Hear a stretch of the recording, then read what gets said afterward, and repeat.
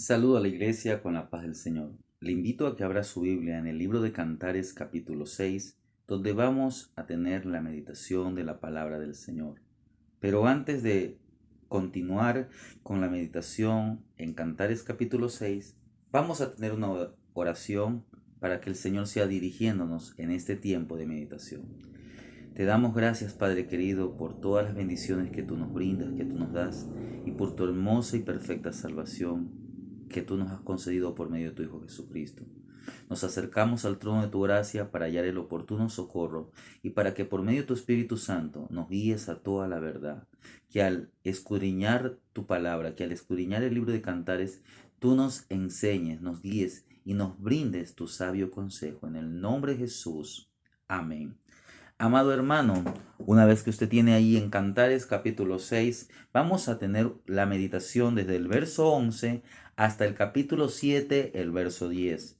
Pero yo voy a dar lectura al verso 13 del capítulo 6. Dice así la palabra del Señor: Vuélvete, vuélvete, oh Sulamita, vuélvete, vuélvete, y te miraremos. ¿Qué veréis en la Sulamita? Algo como la reunión de dos campamentos. Cantares 6:13.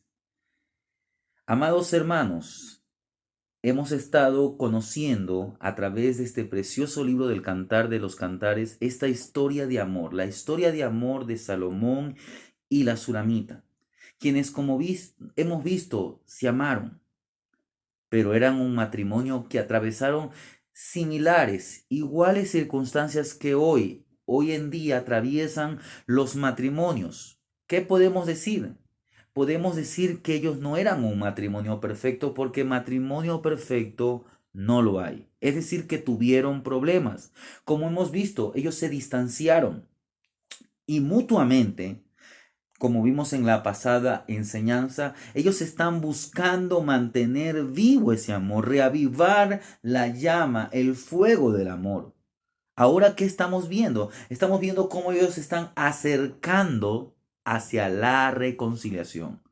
Y cuando hablamos de la reconciliación, quiero que me preste mucha atención a esto que le voy a decir. La reconciliación es un tema que la Biblia lo aborda en diferentes dimensiones, desde diferentes aspectos, en diferentes ámbitos de nuestra vida.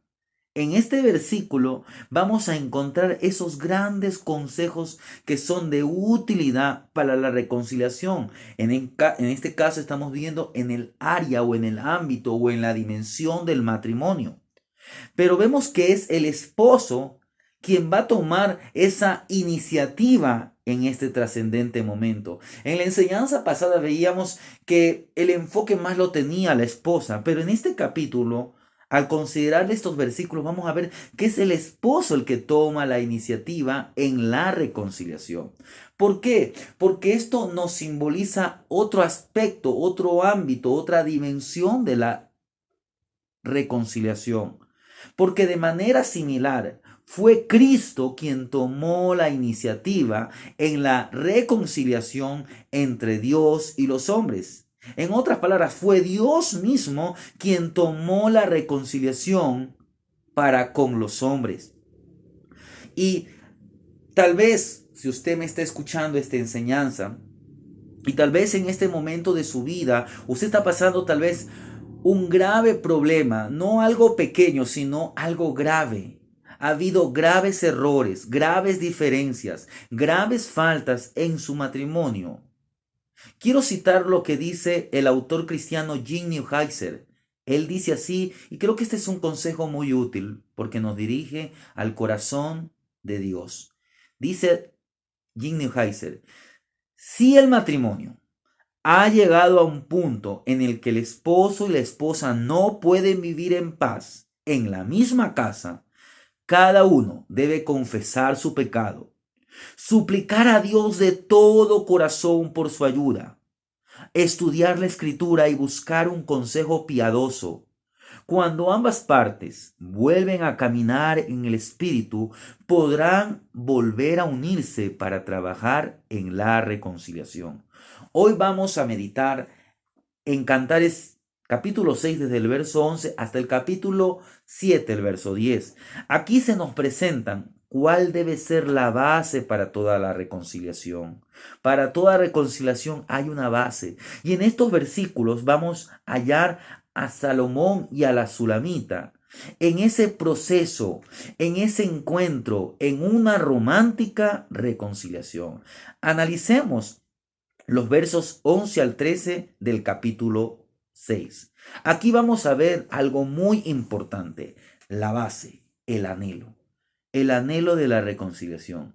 Vamos a ver tres aristas, si podríamos decir, o tres elementos y sobre todo el centro de este anhelo de la reconciliación.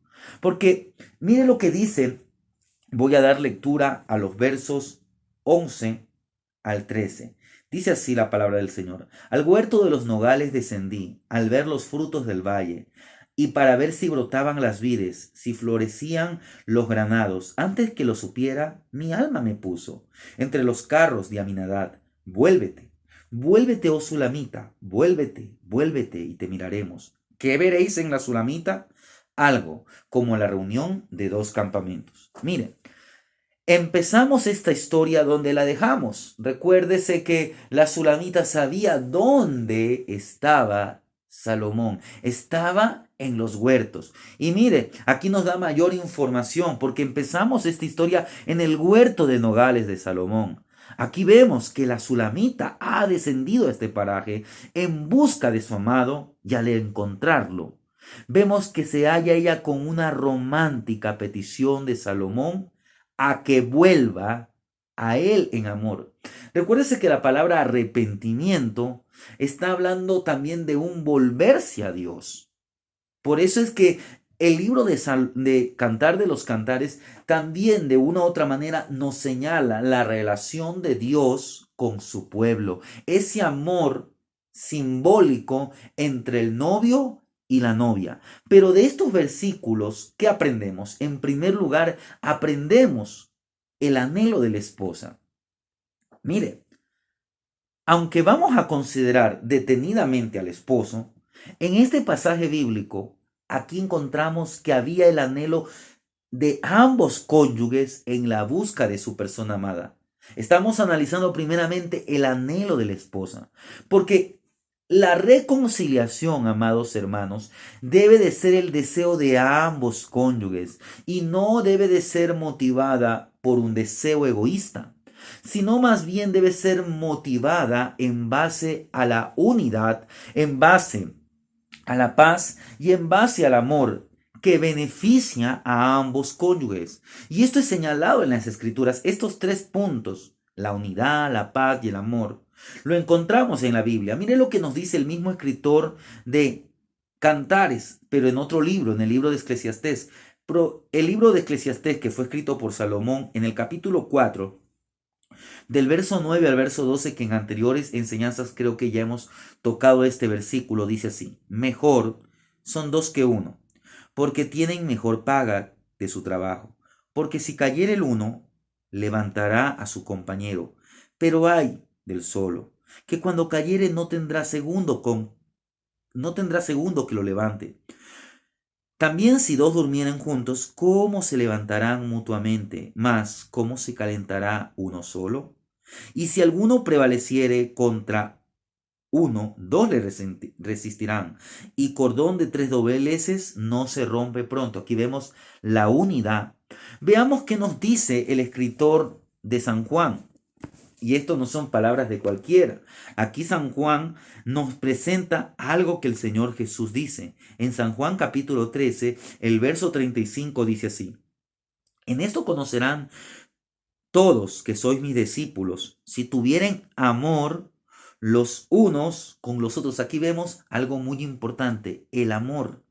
Pero también vemos algo que Pablo señala en la carta a los Efesios, en el capítulo 4, el verso 3. Y es verdad que este versículo está enfocado en la unidad de la iglesia, pero estamos hablando para cristianos. Estamos hablando con cristianos y además la iglesia es una institución y es un organismo creado por Dios Pero la familia es antecedente, es decir, precede a la iglesia. Primero, Dios instituyó la familia y basado en muchos principios de la familia, se dirigen hacia la iglesia. Mire lo que dice Efesios 4, verso 3. Dice así: solícitos en guardar la unidad del espíritu en el vínculo de la paz. ¿Qué estamos viendo en estos versículos? Vemos lo que nos muestra el versículo de Cantares, que debe haber ese anhelo de la reconciliación. Y ese anhelo tenemos que basarlo en estos tres puntos: unidad, paz y amor.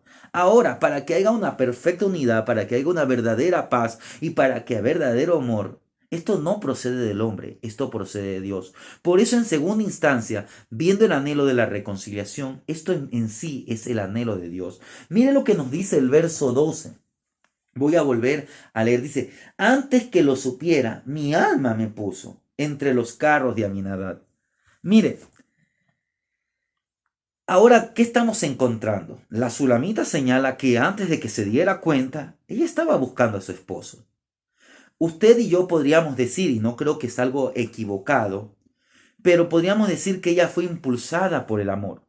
Pero como estoy hablando con cristianos, quiero que usted como cristiano entienda o pueda comprender o pueda estar seguro que nosotros como cristianos sabemos que el verdadero amor fluye de Dios. Y es que Dios no se agrada de un matrimonio que viva distanciado. Dios los unió para que nada ni nadie los separe.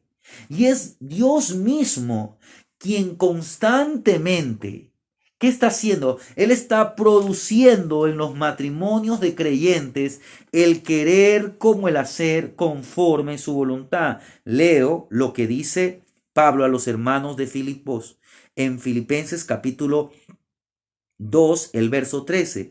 Porque Dios es el que en vosotros produce así el querer como el hacer por su buena voluntad. Mire, Pablo aquí está hablando acerca de ser luminares en el mundo. Recuérdese que el matrimonio es un instrumento para la gloria de Dios. Es decir, que un matrimonio estable, un matrimonio que vive bajo la unidad, bajo la paz y el amor, va a ser un luminar en el mundo, en este mundo tan caído, en este mundo donde los hogares se están destruyendo. Por ello, esta es la base esencial. La voluntad de Dios debe de ser el puente para la reconciliación entre el esposo y la esposa. Si usted, amado hermano, dice: no, es que yo no siento perdonar, amado hermano, entonces que el amor de Dios no está siendo derramado en su corazón. No busque satisfacer su ego, humíllese. Dios nos enseña a perdonar. La reconciliación trata sobre el perdón y es el anhelo de Dios. Pero, como le digo, ya vimos el anhelo de la esposa. ¿Por qué? Porque ella se está dejando dirigir por Dios. Es verdad, tuvo una diferencia. Pero esto nos queda allí. Aquí quiero que veamos y de aquí vamos a ir avanzando con este personaje. Vamos a ver en el verso 13 que esto también era el anhelo del esposo. Mire lo que dice el verso 13 y es la tercera vez que lo estoy leyendo. Las palabras son tan claras. Le dice así: vuélvete, vuélvete, oh Sulamita, vuélvete, vuélvete y te miraremos. ¿Qué veréis en la Sulamita? Algo como la reunión de dos campamentos. Mire, de igual manera Salomón anhelaba la reconciliación. Y aquí vemos esta expresión: vuélvete. Recuérdese lo que le estoy diciendo. El volverse significa regreso, regresa a casa. Es como que Dios le está diciendo: regresa a mí. Es verdad que aquí el esposo es el que está dando estas palabras. Pero recuérdese que Dios, por reiteradas veces, a su pueblo Israel, a la humanidad, a usted y a mí, nos ha llamado a volvernos a Él en amor.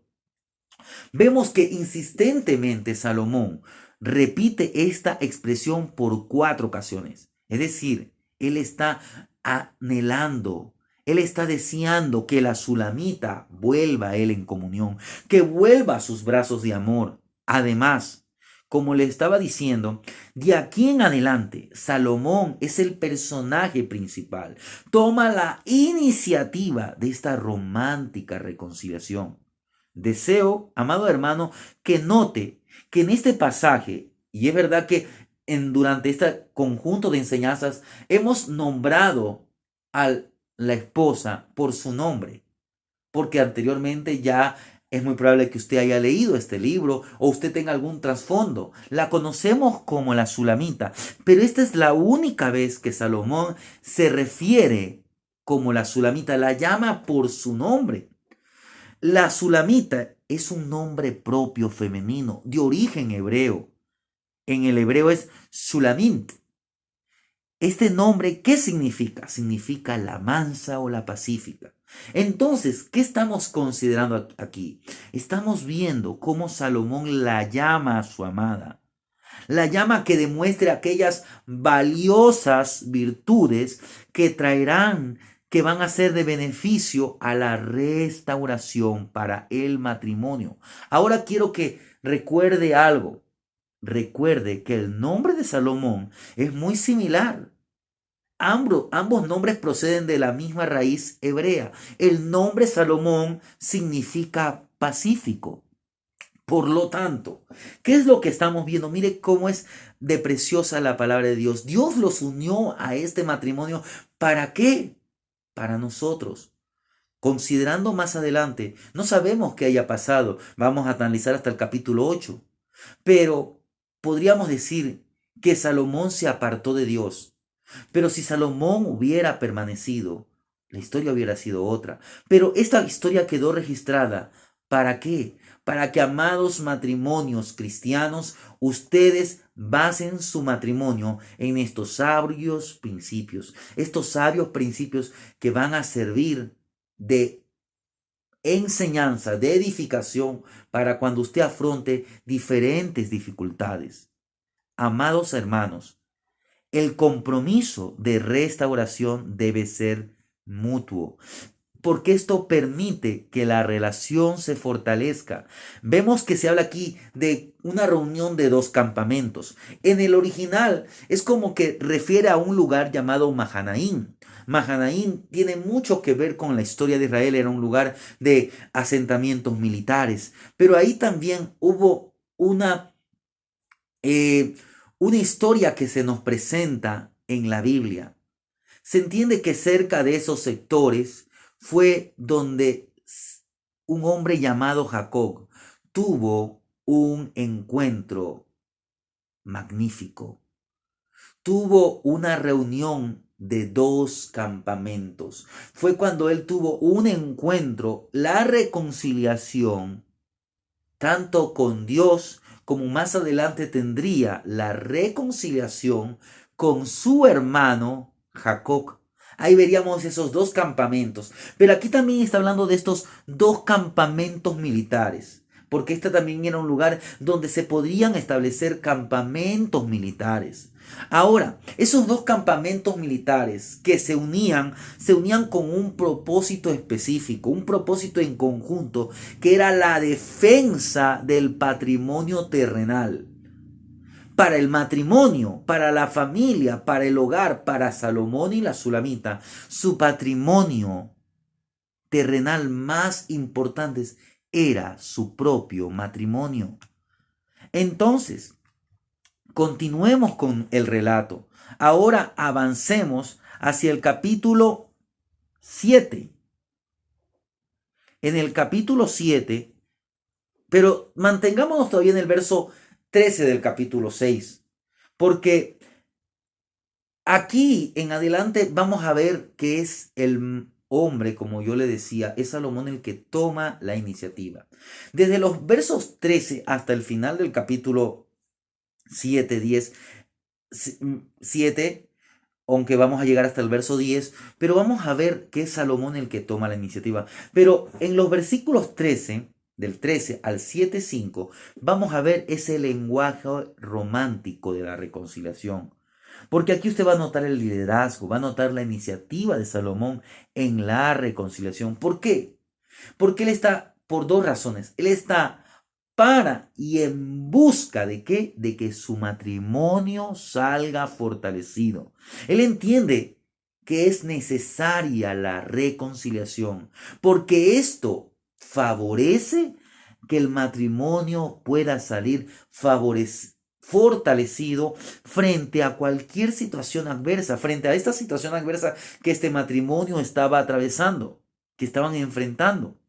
Y entonces aquí vamos a ver cómo Salomón actúa de una manera muy afectuosa, donde él presenta 4 formas de elogiar a su cónyuge, demostrando el gran aprecio que tiene hacia ella y el valor que tiene su matrimonio. Mire lo que nos dice el verso 13. Quiero que veamos una expresión en el verso 13. Por eso quiero partir de allí la meditación hasta el verso 5 del capítulo 7. Él dice, vuélvete, vuélvete, oh Sulamita, vuélvete, vuélvete y te miraremos. Mire lo que notamos en este verso 13 del capítulo 6. Notamos la expresión miraremos. ¿Qué señala esto? Que Salomón no se hallaba solo, sino que estaba rodeado de sus amigos. Probablemente, tal vez esos amigos o esas personas a las que él dice te miraremos haya sido su guardia real. Pero, ¿qué está haciendo aquí Salomón? Públicamente. Salomón está expresando su amor. Ya hemos hablado acerca de esto. Y esto es algo importante en la reconciliación. A veces, por orgullo, no queremos que la gente, y es verdad, nosotros tenemos que ser sabios. Una cosa es ser sabios para que nuestros problemas no salgan afuera. Pero no es tan mal, no es no ser varonil, no es, es que yo soy la cabeza, no. Es bueno que los varones sepan reconocer sus errores. Es bueno que usted como varón sepa que no siempre tiene la razón. Y es bueno que usted exprese públicamente ese deseo, ese elogio de la reconciliación. Aquí públicamente Salomón está expresando su amor sin ningún tipo de vergüenza. Su amor es natural y está perfectamente establecido. Y esto trae una enseñanza valiosa, en especial para ustedes, amados hermanos, esposos. ¿Cuál es la enseñanza que nos presenta aquí? Que usted tiene que tener mucho cuidado de hablar mal de su esposa, hablar de una manera descortés frente a otros. Amado hermano, si no tiene nada bueno de qué hablar sobre su esposa, preferiblemente calle. Aprenda de Salomón. ¿Qué estamos viendo? Que él la elogiaba públicamente. Los problemas que los matrimonios tienen, trátelos a puertas adentro. Ahora, es bueno que la gente sepa que ustedes buscaron la reconciliación, que no son un matrimonio perfecto. Y que usted pueda reconocer, no, yo en tal ocasión actué de una manera descomedida, descortés, no fui gentil, no fui educado con mi esposa. Aquí él está públicamente elogiando, pero aquellos problemas trátelos puertas adentro. Ahora, si los problemas continúan, busque una persona espiritualmente madura, una persona confiable, una persona que sea discreta, que va a ser de edificación en la relación. De preferencia, yo le aconsejo que sea su pastor. Llamados pastores, nosotros debemos ser maduros, confiables y discretos. Los pastores deben ser hombres maduros, confiables y discretos, que sean de edificación tanto para la iglesia como para las familias que congregan en sus iglesias. Ahora veamos el verso 1 del capítulo 7. El verso 1 dice así: cuán hermosos son tus pies en las sandalias, oh hija de príncipes. Los contornos de tus muslos son como joyas, obras de mano de excelente maestro. Mire, aquí vemos un elogio personal. Mire, esto es un elogio personal, porque aquí vemos esta expresión, hija de príncipe. Esto no se refiere a que ella había nacido en una familia de nobles, en una cuna de oro, en una cuna de nobles. No. Sabemos que la Sulamita procedía de una zona vinícola, agrícola. Venía de una zona campestre. Lo que se está refiriendo aquí Salomón es a las nobles virtudes que ella poseía. Salomón está diciendo cuán especial era para él su esposa. De manera simbólica, lo que está haciendo Salomón es señalando que el carácter y la nobleza de la Sulamita era algo que se debía apreciar, era algo que se debía observar. Recuerde lo que la Biblia señala acerca de los esposos, y es un versículo que anteriormente ya lo hemos considerado, que está en Primera de Pedro capítulo 3 verso 7. Vosotros maridos igualmente vivid con ella sabiamente, dando honor a la mujer como a vaso más frágil y como a correderas de la gracia de la vida, para que vuestras oraciones no tengan estorbo. Por lo tanto, los esposos deben aprender a elogiar a sus esposas. Usted debe aprender a elogiar a su esposa, dándole honor como a la más fina, a la más valiosa vasija de cristal, aquella copa de cristal. ¿Por qué? Porque para Salomón, y así para usted, tiene que ser ella su amor deleitoso, como lo dice ahí en el verso 6 del capítulo 7 de Cantares. Ahora, manteniéndonos desde el verso 1 al verso 5, que vamos a encontrar un sinnúmero, ya hemos leído ciertas expresiones que aquí Salomón detalla, aquí vemos una vez más un elogio físico. Nuevamente, amados hermanos, nos encontramos con una descripción física. Como ya lo he dicho, no es la primera vez que Salomón dice palabras como estas. Ya hemos visto que el físico no es lo más importante en la relación. Pero eso no significa que no se le debe dar la natural importancia. Salomón, de una manera apasionada, describe con 10 expresiones diferentes la belleza de la Sulamita, la belleza de su esposa. Y mire cómo la describe, de los pies a la cabeza. La Sulamita está recibiendo ese elogio de su esposo. Para Salomón, la belleza de su esposa lo deslumbraba. Y esto, aunque no parezca, es importante. ¿Por qué? Porque a la esposa le brinda la seguridad de su amor. Le brinda esa preferencia. Ya sabe que usted es la preferida. Y a su vez, esto ayuda al esposo a no poner sus ojos en otras personas del sexo opuesto. Esto es de vital ayuda en cuanto a la fidelidad y en cuanto a la intimidad matrimonial. Y recuerde, amado hermano, porque a veces pensamos que estos versículos, hasta como que nos sonrojamos, no les prestamos mucha atención. Recuerde que estos versículos son parte de las Sagradas Escrituras. Es decir, que tienen un propósito para la vida del creyente en la tierra. Y al leer Cantares, bajo la mirada bíblica que estamos analizando, bajo este contexto del matrimonio, estamos viendo que este consejo, esta enseñanza, el propósito, se enfoca de una manera especial para los matrimonios. Quiero citar algo acerca del escritor cristiano C.S. Lewis, un gran escritor del pasado siglo XX. Él expresó lo siguiente en su libro Mero Cristianismo. Dice así C.S. Lewis: el cristianismo es casi la única de las grandes religiones que aprueba el cuerpo totalmente, que cree que la materia es buena, que Dios mismo tomó una vez un cuerpo humano, que recibiremos alguna especie de cuerpo en el cielo y que este será una parte esencial de nuestra felicidad, de nuestra belleza y nuestra energía. El cristianismo ha glorificado el matrimonio más que ninguna otra religión, y casi toda la mejor poesía de amor del mundo ha sido escrita por cristianos. Si alguien dice que el sexo en sí mismo es malo, el cristianismo le contradice inmediatamente. Para ello quiero que usted le quede grabado estas palabras.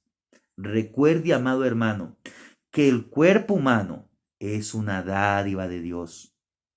Y también nunca olvide que su cuerpo es el templo del Espíritu Santo. Vamos a meditar los versos finales de estos versículos, pero antes de avanzar, quiero que veamos una última forma de elogio. En estos mismos versos del 1 al 5, quiero que usted y yo miremos algo que es muy importante, la forma como se elogia. Y no digo que esto no tenga ningún valor, decir expresiones tales como esposa, te ves hermosa. No digo que esto no tenga valor, pero si usted, amado esposo, a aquella expresión le da un mayor brillo, un mayor colorido, esto revela la calidad de su aprecio y estimula la estima de su esposa. Además, transmite esos sentimientos de una manera que a la mujer le complace. Recuérdese lo que leíamos hace un momento allá en el libro de Primera de Pedro. Maridos, mire, vuelvo a leer Primera de Pedro capítulo 3. Vosotros maridos igualmente vivid con ella sabiamente, dando honor a la mujer como a vaso más frágil. Mire que aún el mismo escritor no dice como a vaso frágil, sino más frágil. Mire la forma pintoresca que utiliza el escritor guiado por el Espíritu Santo. ¿Qué es lo que le quiero decir, amado hermano? Que su lenguaje llénelo de colorido, porque esto le agrada a la hermana, le agrada a las esposas, le agrada a la mujer. Ella es femenina. Recuérdese que este mismo capítulo 3 de Primera de Pedro dice, el verso 1, que las mujeres deben estar sujetas a sus maridos. En la Biblia no vemos, ahora con esto no quiero decir que la mujer no dé palabra románticas, pero a veces en la mujer le es más fácil, a veces el hombre por el entorno, la vida que ha tenido es un poco seco, pero dígale al Espíritu Santo que derrame de su amor para que usted sea ese esposo que dice esas palabras de una manera al oído de ella agradable, porque esto lleva a que todo esposo embellezca la relación, embellezca esas expresiones de amor con su esposa. Porque de la misma manera que un pintor o un poeta compone su obra de arte, como bien lo dice, mire el verso 1, obra de mano de excelente maestro. Mire, obra de mano de excelente maestro. Note aquí algo muy importante, que no se alaba solamente a la obra, sobre todo se alaba al creador de dicha obra. Es decir, que aún cuando usted dé una palabra, una expresión de amor, esa expresión pintoresca, nunca se olvide que el diseñador de su esposa es el Señor. Y alabe a Dios por la esposa que le ha dado. Además, la forma como usted debe elogiar, esa forma pintoresca, no se debe solamente limitar a lo físico. Esta forma pintoresca de elogio debe fluir en las distintas apreciaciones de las virtudes y cualidades de aquella persona que usted ama. Y ahora sí, vamos a finalizar nuestro estudio considerando los versos 6 al verso 10. Mire lo que nos dice el verso 6 al verso 10. Qué hermosa eres y cuán suave, oh amor deleitoso, tu estatura es semejante a la palmera y tus pechos a los racimos. Yo dije, subiré a la palmera, asiré sus ramas. Deja que tus pechos sean como racimo de vis y el olor de tu boca como de manzana y tu paladar como el buen vino que se entra a mí, amado suavemente, y hace hablar a los labios de los viejos. Yo soy de mi amado, y contigo tiene su contentamiento. Mire, quiero empezar este punto al que yo le he llamado el deleite del romance en la reconciliación. Y empiezo este punto con una pregunta. ¿Por qué el esposo debería de ser romántico? Bueno, tal vez usted pueda responder de diferentes maneras. Y yo creo que muchas de estas respuestas pueden ser correctas. Ahora, el esposo debería ser romántico, no solo debería ser romántico, debería actuar de esta manera porque produce bienestar a la esposa. Ya lo hemos visto, produce bienestar a la esposa. Y también favorece al matrimonio. Pero hay algo muy importante también, porque esto también produce para el esposo un deleite. El verdadero amor se deleita en amar, se deleita en hacer sonreír a la persona amada. Y esto es gratificante y produce múltiples beneficios, tanto individuales como colectivos. Debe ser un deleite mutuo. Vimos hace un rato que era un anhelo, pero la reconciliación es un deleite, el reconciliarse, el saber que están en paz le produce a uno satisfacción. Es un deleite mutuo. Y cuando nosotros consideramos los versos 6 al 10, quiero que note algo. En primer lugar, que los versículos del 6 al 8, quien los recita son Salomón. Pero ya desde los versos 9 y 10, estos versículos son recitados por la Sulamita. Es un mutuo canto. Es decir, que la reconciliación trajo beneficios para ambos, de una forma tanto personal como también de deleite en su relación como pareja, en cada aspecto, es decir, desde lo más básico hasta lo más íntimo. Y para finalizar, consideremos el verso 10. Vuelvo a dar lectura al verso 10 que dice así: yo soy de mi amado y contigo y conmigo tiene su contentamiento. Así como este es un deleite mutuo, esto es un deleite que bendice. Nadie en su matrimonio, entiendo que desea enfrentar un problema.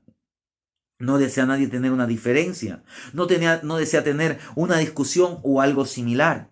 Pero, como ya hemos dicho anteriormente, los obstáculos matrimoniales, los problemas, las discusiones, son algo que debe enfrentar o atravesar todo matrimonio. Ahora, lo que marca la diferencia es cómo sale la pareja luego de enfrentar dicho problema. Y la reconciliación es importante en dicho aspecto. A veces muchos, dicen ya, llevémonos bien. Y pensamos que eso es un proceso de reconciliación. No.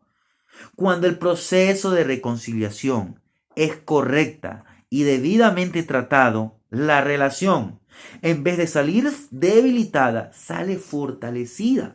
Es decir, que este problema o a través de este problema o que de este problema ellos pudieron hallar una bendición. Note la expresión de la Sulamita en el verso 10. Yo soy de mi amado y conmigo tiene su contentamiento. ¿Qué es lo que significa? Que ahora su aprecio a la relación conyugal era más fuerte que antes. Es decir, que la reconciliación fortaleció, bendijo la relación, bendijo la comunicación, bendijo el compañerismo y trajo mutuo aprecio. Y para ello quiero considerar, para finalizar, lo que Pablo dice a los hermanos de Éfeso, de la iglesia en Éfeso, en la carta a los Efesios capítulo 4, verso 32. Dice Pablo así: antes, sed benignos unos con otros, misericordiosos, perdonándonos unos a otros, como Dios también os perdonó a vosotros en Cristo.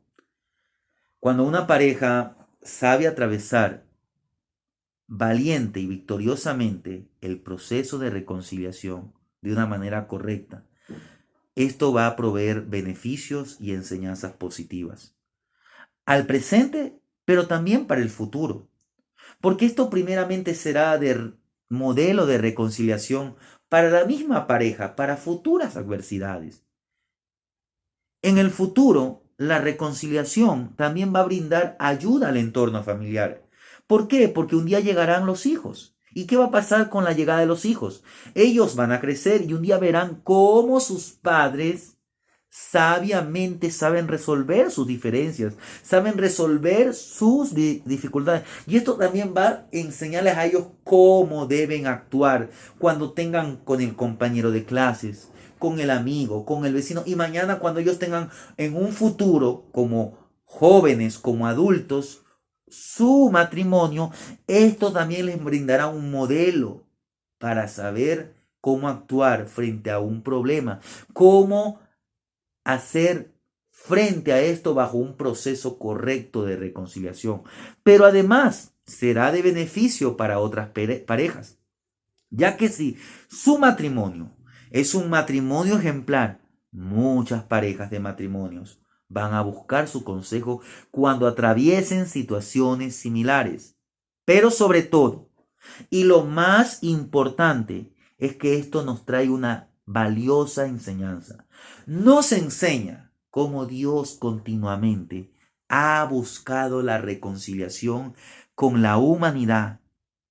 Fue tan grande su amor que en beneficio de la humanidad, el Hijo se ofreció dando su vida a beneficio de la humanidad. Pero usted y yo sabemos que Él resucitó victorioso y nos envuelve con sus brazos de amor.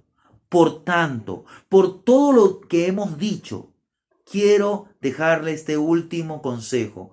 Busque aplicar correctamente el proceso de reconciliación, ya que su matrimonio será un instrumento para la gloria de Dios. Frente a todas las adversidades, frente a todas las diferencias, frente a todos los disgustos que se puedan presentar, Dios, por medio de su palabra, ha provisto una clara enseñanza, la cual, si los matrimonios cuya vida es dirigida por Dios la aplican, saldrán vencedores, bendecidos y fortalecidos porque aplicaron los principios de una romántica reconciliación. Que el Señor continúe bendiciendo sus vidas. La paz del Señor. Amén.